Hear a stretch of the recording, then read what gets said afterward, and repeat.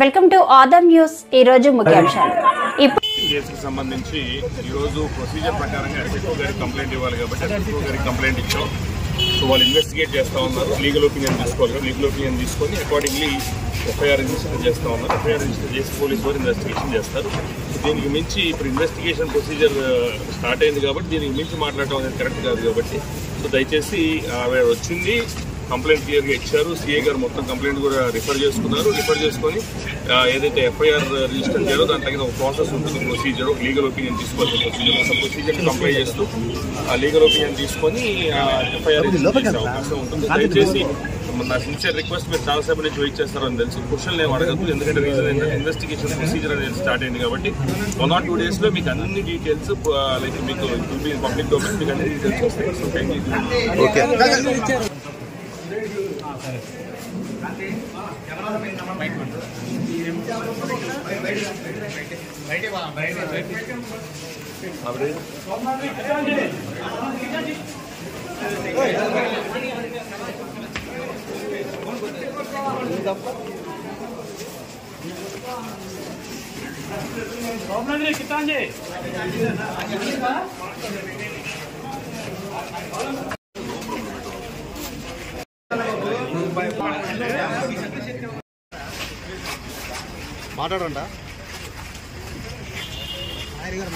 మాట్లాడంట